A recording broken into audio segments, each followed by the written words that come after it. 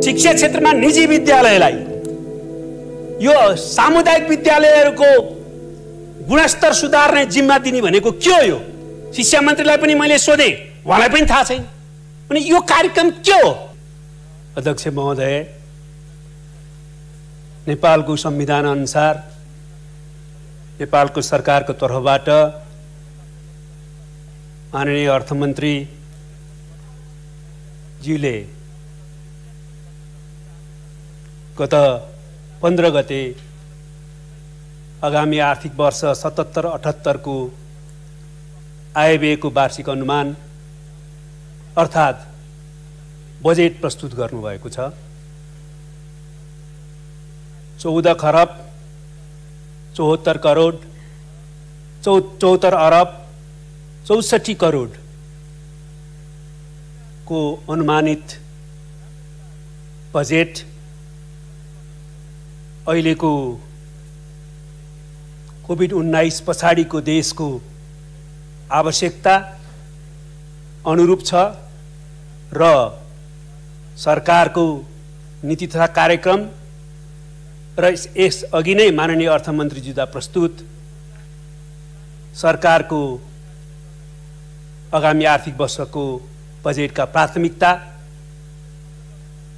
र सिद्धान्तहरूमा नै आधारित छ। त्यसैले यो बजेटले आजको राष्ट्रको आवश्यकतालाई सम्बोधन गरेर नेपालमा ठूलो परिवर्तन पछाडि जुन सामाजिक न्यायसहितको समृद्धिको लक्ष्य हासिल गर्ने हामीले अपेक्षा गरेका छौं, त्यही दिशातिर उन्मुख हुने आधार यसले तयार गर्नेछ भन्ने मैले ठानेको छु र त्यसैले यो बजेट सकारात्मक अहिलेको आवश्यकता अनुरूप भएकोले यसलाई क्रियान्वयन गरेर जानु नै अहिलेको आवश्यकता रहेको कुरा प्रश्न पार्न चाहन्छु। यस बजेटले 4वटा सिद्धान्त र उद्देश्यहरूलाई अगाडि राखेको छ। त्यो सिद्धान्त र उद्देश्य मुताबिक यसले 6वटा क्षेत्रहरूलाई प्राथमिकताका क्षेत्रहरू भनेर निर्धारण गरेको छ र त्यो वस्तुसम्मत छ र आजको आवश्यकता अनुसार नै छ।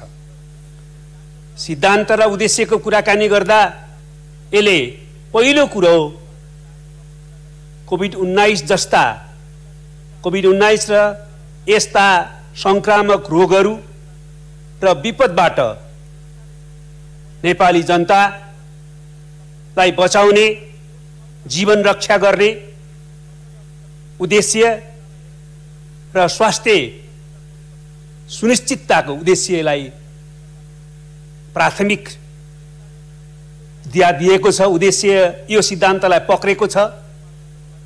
दोस्रो कुरा, मान्छे बचाउने यो रोगबाट र स्वास्थ्यको कोणबाट हुने मानवीय क्षति मात्रै होइन, यो कोभिड-19 को कारणबाट मान्छेको दैनिक जीवनमा जनजीविका नै अपहरित हुने जो स्थिति सिर्जना भएको छ, त्यस्तो स्थितिबाट मान्छेलाई कसरी बचाउने र यसको कारणबाट टुटेको अर्थतन्त्रको कडीहरूलाई जोडेर अर्थतन्त्रलाई कसरी बचाउने भने यसको दोस्रो सिद्धान्त र उद्देश्य रहेको छ। र तेस्रो, यसले स्वाभाविक रूपमा नेपाली जनताको मौलिक अधिकार, मानवाधिकार र सामाजिक सुरक्षालाई सुनिश्चितता गर्ने उद्देश्य राखेको छ। र चौथौं, यसले रोजगारी केन्द्रित गर्ने, आयात प्रतिस्थापनलाई प्रोत्साहित गर्ने, राष्ट्रिय अर्थतन्त्र निर्माणको दिशातिर उन्मुख भई समाजवाद उन्मुख सामाजिक न्याय सहितको समृद्ध नेपाल निर्माण गर्ने दिशातिर अगाडि बढ्ने सिद्धान्त र उद्देश्य राखेको छ। हामी सबैले विवाद रहित ढंगले स्वीकार गर्नुपर्ने कुरा के हो भने आगामी वर्षको बजेटले राखेका यो सिद्धान्त र उद्देश्यहरू अत्यन्तै सही छन्, सान्दर्भिक छन् र यो सिद्धान्त र उद्देश्य मुताबिक जो बजेटले प्राथमिकताको क्षेत्र निर्धारण गरेको छ त्यो पनि वस्तुसम्मत नै छन्। प्राथमिकताको क्षेत्रहरू निर्धारण गर्दा यसले स्वाभाविक रूपमा पहिलो कोभिड-19 को रोकथाम, नियन्त्रण र उपचारको कार्यक्रम र त्यो सँगसँगै नेपालमा स्वास्थ्य क्षेत्रमा प्रगतिको, स्वास्थ्य क्षेत्रमा विकासको, स्वास्थ्य क्षेत्रमा सुधारको कार्यक्रमहरूलाई पहिलो प्राथमिकता राखेको छ। दोस्रो प्राथमिकतामा यसले अत्यन्तै विपन्न, गरिब, कोभिड-19 को कारणबाट मुखमा माड नलाग्ने स्थिति भएका खानपानबाट वञ्चित नागरिकहरूलाई बचाउने र साथसाथै अर्थतन्त्रलाई पनि पुनरुत्थान गर्ने गरी राहत प्याकेजको कार्यक्रमलाई यसले दोस्रो स्थानमा प्राथमिकता दिएको छ। र तेस्रो, यसले स्वाभाविक रूपमा देशमा अहिले जो प्रत्येक वर्ष आउने जो श्रम बजारमा आउने रोजगारी दिनुपर्ने नागरिकहरू हुन्छन्, त्यसका अतिरिक्त अहिलेको नयाँ परिस्थितिमा जुन प्रकारको केही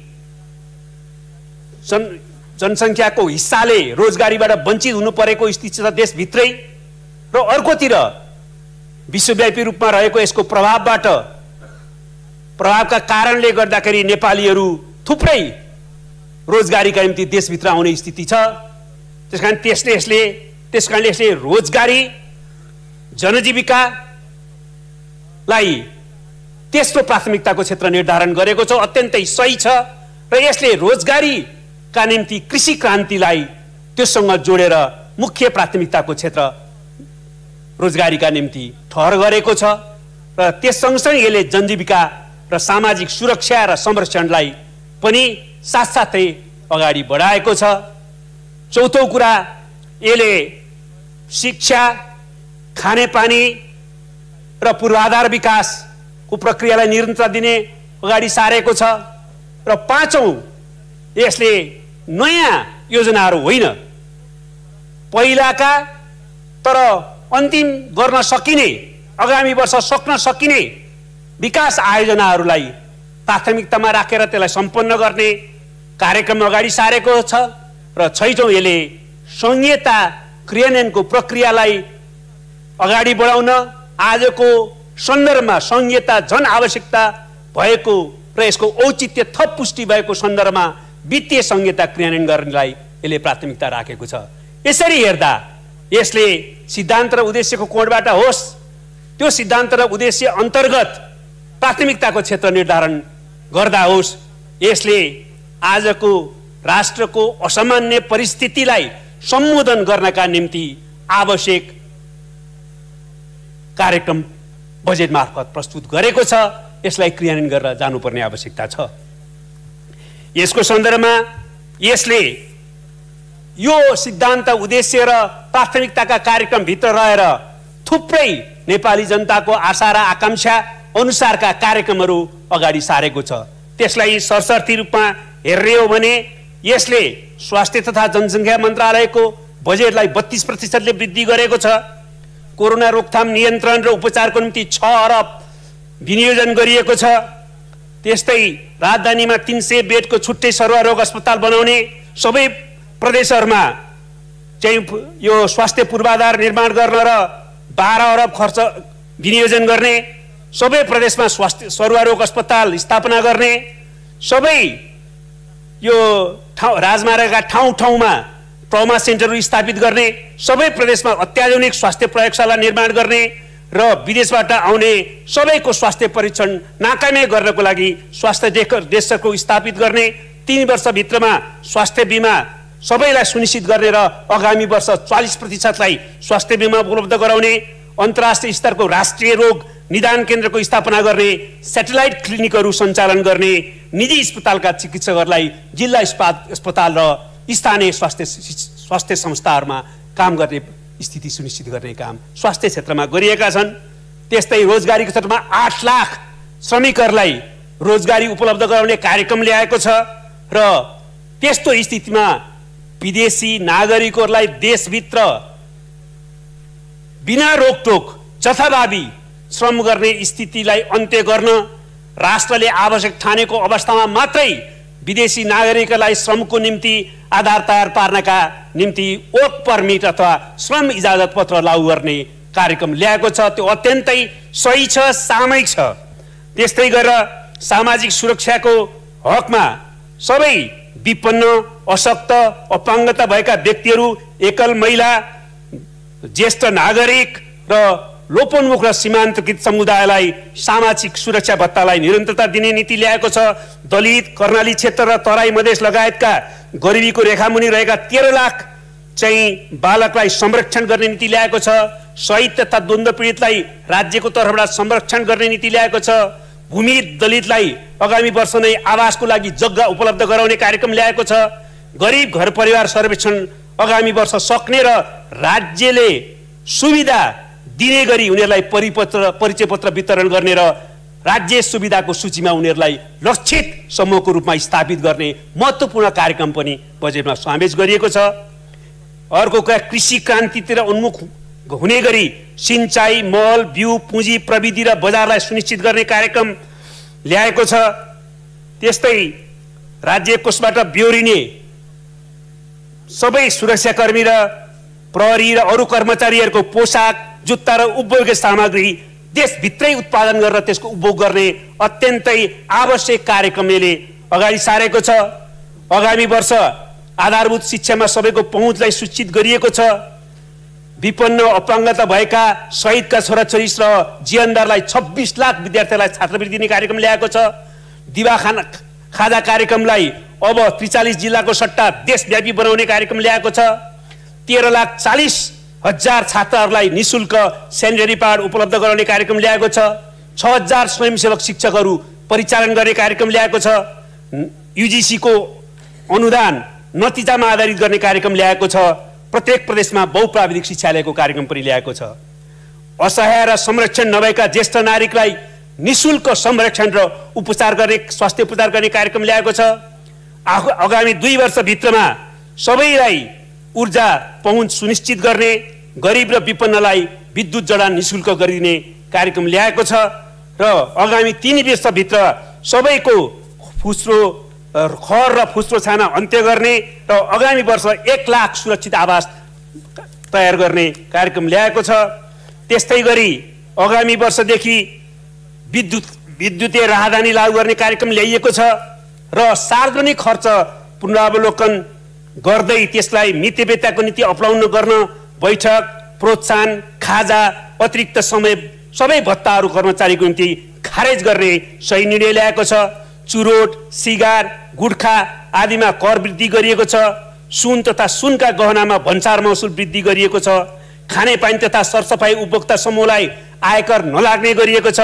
गाउँपालिकामा सञ्चालित सबै किसिमका सहकारीलाई आयकरमा पुनः छुट दिने कार्यक्रम पनि यसले ल्याएको छ। साथै योगदानमा आधारित सामाजिक सुरक्षा काशको सन्दर्भमा यो जुन कोरोना प्रभावित अवधि भरको रोजगारदाता र श्रमिकले जम्मा गर्नुपर्ने रकम राज्यले नै राखिदिने र त्यो रकमको कोषबाट रोजगारदाताले त्यस बीचका तलबको निम्ति उपयोग गर्न सक्ने र पछाडि सामर्थ्य फिर्ता गर्ने जस्ता कार्यक्रमहरू पनि ल्याएको छ। यसरी थुप्रै अत्यन्तै राम्रा कार्यक्रमहरू ल्याएको छ जसलाई क्रियान्वयन गरेर नै हामी अहिले जनता बचाउने, अर्थतन्त्र बचाउने र देशलाई समृद्धि उन्मुख गराउने दिशातिर जान सकिन्छ। यस्तो बजेट ल्याएको सन्दर्भमा पनि प्रमुख प्रतिपक्षी लगायत कतिपय व्यक्तित्वहरूले यसमाथि 2-3 चाहिँ आरोपहरू लगाउने अथवा चिन्ता व्यक्त गर्नुभएको छ। त्यसमा पहिलो कुरो त बजेटको आकार ठुलो भयो, यति यो यथार्थवादी भएन भन्ने छ। बजेटको आकार यो यथार्थसम्मत छ। बजेटको आकारका सन्दर्भमा मैले यस अगाडि प्री बजेट डिस्कसनमा पनि भनेको थिएँ, अहिले सङ्कट पर्यो भनेर बजेटको आकार साह्रै सानो बनाउने ढङ्गले सोच्नु हुँदैन। महत्त्वाकांक्षी, धेरै महत्त्वाकांक्षी नराखौँ, तर यथार्थसम्मत नै हामीले ठिकै साइडको बजेट ल्याउनुपर्छ भनेर भनेका थियौँ र अहिले त्यसै अनुसार बजेट आएको छ। यो बजेटको हाम्रो आय जो स्थिति छ, आयको अनुमान त्यसलाई पुरा गर्न सकिने खालको छ। त्यसकारणले यो अतिरञ्जित प्रकारको साइज भयो भन्ने कुरा सही होइन। आर्थिक वृद्धि दर 7% असम्भव छ भन्ने कुरा पनि चर्चामा आउने गरेको छ। 7% आर्थिक वृद्धि पनि सम्भव छ। अब अलिकति यताउता जहिले पनि हुने गरेको छ, तर यसलाई दुईटा कोणबाट हेर्यो भने यो वृद्धि सम्भव छ। एउटा त कृषिमा मौसमको अनुकूलता यस वर्ष रहनेछ। दोस्रो 15 लाख करिब अझ दक्षयुक्त अर्को क्षेत्रमा काम गरिरहेकाहरू पनि कृषिमा अहिले श्रमिकको रूपमा जाने र कृषि व्यवसायमा जाने सम्भावना छ। त्यसैले गर्दाखेरि कृषि उत्पादनमा हुने वृद्धि मात्रै हेर्ने हो भने पनि यो सम्भावना छ। त्यसै गरेर यो आर्थिक वृद्धि दरलाई हामीले बेस इयरको आधारमा पनि हेर्नुपर्ने हुन्छ।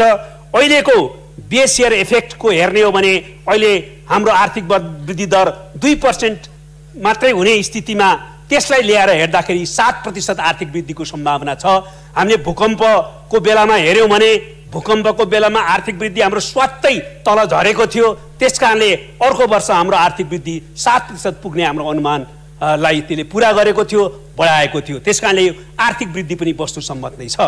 त्यसै गरी अर्को ऋण, यो चाहिँ जो आन्तरिक र बाह्य ऋणको कुरा गरिएको छ, यो चाहिँ वस्तुसम्मत छैन, यति उठाउन सम्भव छैन जो भन्ने कुरा गरिएको छ, त्यो पनि त्यस्तो स्थिति होइन।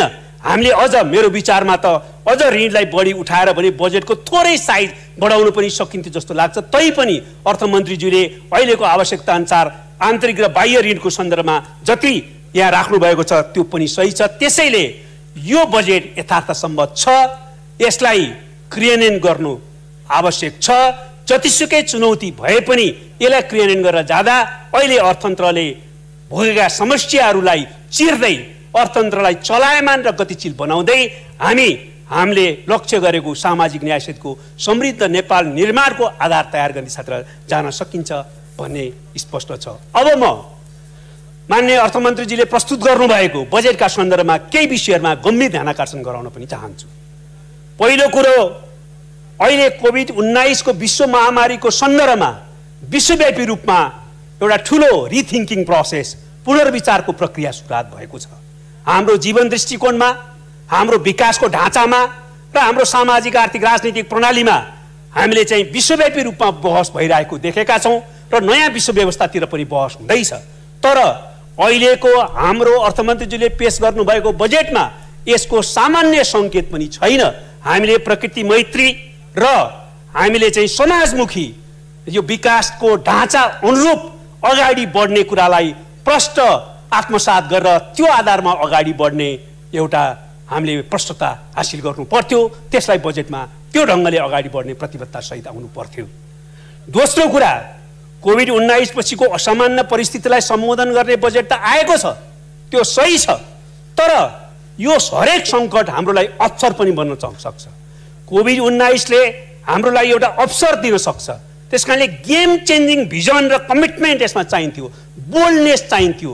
असामान्यलाई सम्बोधन गर्न जे सामान्य चाहिन्छ त्यो मात्रै सम्बोधन गर्न हुँदैन थियो। हामीले यतिखेर चाहिँ अत्यन्तै साहसका साथ हामीले नयाँ दिशामा जाने एउटा चाहिँ भिजन र कमिटमेन्ट त्यसमा प्रस्तुत गर्नु पर्थ्यो। त्यसमा सायद अलिक कमी भयो, बोल्डनेस कमी भयो, कमिटमेन्ट कमी भयो जस्तो लाग्छ। तेस्रो कुरा, रोजगारी सृजना र कृषिमा बजेट र घनीभूत योजनामा पनि अझै बढी हामीले केन्द्रित गर्नु पर्थ्यो, त्यो पर्याप्त भएन कि भन्ने लाग्छ। अर्को कुरा, स्वास्थ्य क्षेत्रमा पूर्वाधार विकास सहित थुप्रै महत्त्वपूर्ण कुराहरू ल्याएको छ, अत्यन्तै सही छ। तर एउटा गम्भीर विषय म उठाउन चाहन्छु। स्वास्थ्य क्षेत्रको सुधारको कुरा गर्दा, पूर्वाधार विकासको कुरा गर्दा एक शब्द पनि जनस्वास्थ्यको बारेमा उल्लेख गरिएको छैन।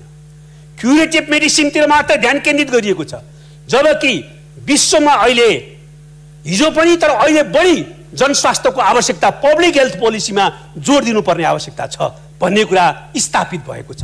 तर पब्लिक हेल्थ पोलिसीको बारेमा केही पनि उल्लेख छैन, त्यसमा कुनै कार्यक्रम छैन। त्यसैले म यसबारेमा गम्भीर ध्यानाकर्षण गराउन चाहन्छु। यो क्षेत्रबाट हामी खालि क्युरेटिभ मात्रैमा ध्यान दिएर स्वास्थ्य क्षेत्रको सुधार गर्न सक्दैनौँ। हामीले पब्लिक हेल्थ रिसर्च काउन्सिल बनाएर पब्लिक हेल्थमा नयाँ नयाँ चाहिँ कार्यक्रमहरू ल्याएर त्यसलाई प्राथमिकता साथ अगाडि बढाउनु पर्ने आवश्यकता छ। त्यसै गरी मैले शिक्षा क्षेत्रमा एउटा नबुझेको कुरा छ। शिक्षा क्षेत्रमा निजी विद्यालयलाई, यो सामुदायिक विद्यालयहरूको गुणस्तर सुधार्ने जिम्मा दिने भनेको के हो? यो शिक्षा मन्त्रीलाई पनि मैले सोधेँ, उहाँलाई पनि थाहा छैन। अनि यो कार्यक्रम के हो?